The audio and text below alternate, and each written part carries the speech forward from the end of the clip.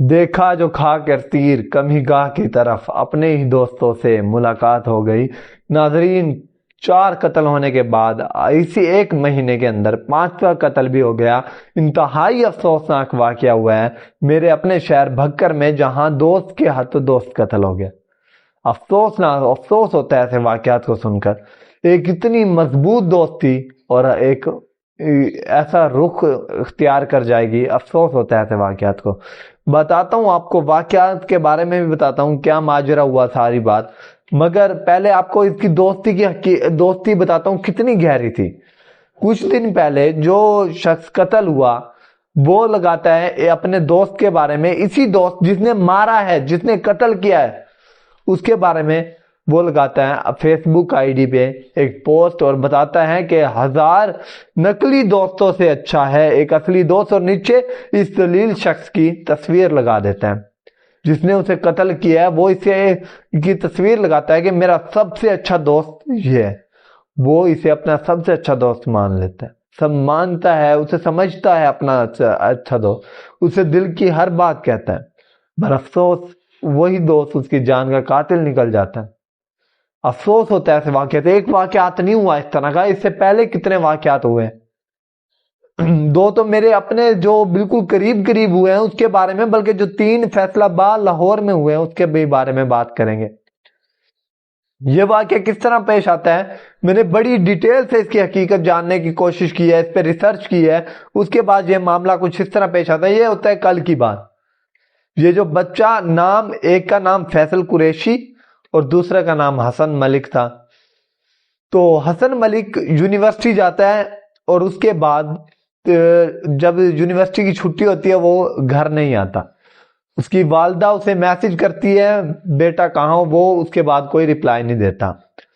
پھر اس کے بعد کافی تقریباً یہ ٹائم ہوتا ہے 4 کا، اس کے بعد اس کی کال آتی ہے اور اس کی طبیعت ایسے لگتی ہے جس طرح وہ نشے میں ہو، کسی نشے میں ہو، اس کی طبیعت ایسے لگتی ہے۔ اس کی والدہ کو وہاں سے شک ہوتا ہے کہ میرا بچہ کسی مصیبت میں ہے، میرا بچہ کسی مصیبت میں ہے۔ والدہ کیا جانتی تھی جسے وہ بہت اچھا دوست سمجھتا ہے، آج وہی اس کے بیٹے کی جان لینے لگا ہے۔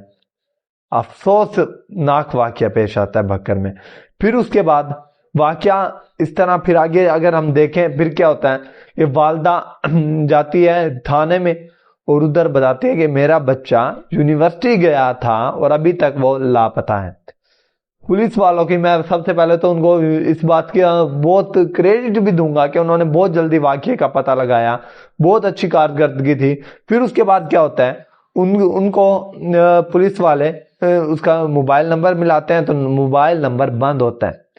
اس کے بعد اس کا ٹریس کیا جاتا ہے، جدید ٹیکنالوجی سے اس کو ٹریس کر لیا جاتا ہے، تو وہ لوکیشن گڈولا روڈ بھکر کی آتی ہے، اور جہاں سے وہ جا کر پولیس وہاں پر چھاپا مارتی ہے تو وہاں ایک بند گھر کے اندر ایک لاش ملتی ہے جو اس بچے کی لاش تھی۔ اس کے بعد اس کا فون اٹھایا جاتا ہے، اسے چارجنگ پہ لگایا جاتا ہے کیونکہ فون بند ہو گیا تھا۔ اس کے بعد جو سب سے پہلی کال اور سب سے زیادہ کال فیصل قریشی، اس کا پکا دوست جس کو وہ سمجھتا تھا، سب سے زیادہ کال اسی کی آئی ہوئی تھی، اور جب پولیس اس کو کال کرتی ہے تو اس کا نمبر بند ہوتا ہے۔ پولیس کو ظاہری سامنے پتہ لگ گیا ہے کہ واقعے کی کیا حقیقت ہے، کس نے مارا ہے اس کو۔ اس کے بعد فیصل قریشی کو ٹریس کر کے اس کو گرفتار کر لیا جاتا ہے اور تھانے میں لے جایا جاتا ہے۔ تھانے میں لے جا کے اس سے بیان لیا جاتا ہے، اسے کہا جاتا ہے کہ اس کا قتل تو نہیں کیا۔ پہلے وہ منع کرتا ہے کہ میں نے نہیں کیا، مگر جس طرح اس کو پولیس سے بات چیت کرتی ہے، اپنا دائرہ کار وسیع کرتی ہے، تو پھر اس کے بعد وہ بتا دیتا ہے کہ میں نے قتل کیا۔ پھر اسے پوچھا جاتا ہے کیوں قتل کیا، تو وہ کہتا ہے چند پیسوں کی وجہ سے، یہ میرے پیسے نہیں دیتا۔ میں مانتا ہوں یہ بات جھوٹ ہے، یہ غلط بات ہے، ایسا نہیں ہوا ہوگا، لازماً ایسی نہیں ہے، اس کے پیچھے کوئی اور حقیقت ہے جو کچھ دنوں بعد یا کچھ دیر بعد سامنے آ جائے گی۔ مگر افسوس ایک معصوم بچہ آج اس دنیا میں نہیں رہا، دوست کے ہاتھوں قتل ہو گیا جس کو ہم اتنے پکی دوستی سمجھتے ہیں۔ یہ حالات اس وقت ہو چکے ہیں ہمارے معاشرے کے۔ والدین کس کے ساتھ اپنے بچے کو بھیجیں گے، جا تو کھیل اس کے ساتھ، یہ تجھے کچھ نہیں کہے گا۔ والدین کس کے اوپر اعتماد کریں یا بچہ کس کے اوپر اعتماد کرے؟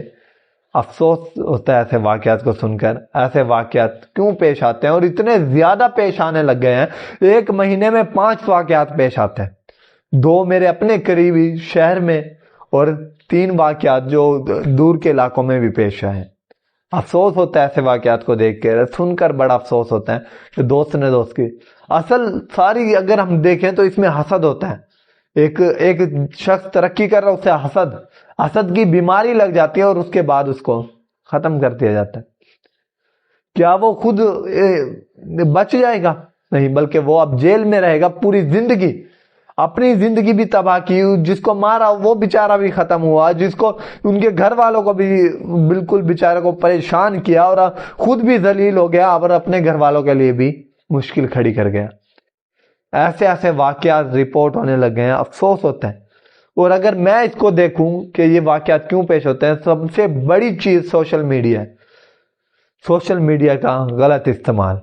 میں جب ان کی آئی ڈی اگر دیکھیں ہم تو ہر تیسرے دن ایک دوسرے کے ساتھ ان کی تصویر ہوتی ہے، ہر ایک دوسرے کے ساتھ تصویر. مگر کیا پتا وہ شخص منافق ہے. اسے بلایا جاتا ہے، اسے اس کا گلا گھونٹ کے مار دیا جاتا ہے، گلا گھوٹا جاتا ہے. اور جب وہ بات نہیں کر رہا تھا تو اس سے یہ پتہ لگتا ہے کہ اس سے پہلے کوئی اور چیز بھی پلائی گئی تھی. اس میں ایک شخص شامل نہیں تھا بلکہ 2 شخص اور بھی شامل تھے. وہ ابھی تک وہ گرفتار ہو چکے ہیں مگر ان کی مزید معلومات نہیں ہے. افسوس. سمجھ نہیں آتی کہ بچوں کو کس جگہ بھیجیں، کس جگہ مثبت ملے گی تعلیم.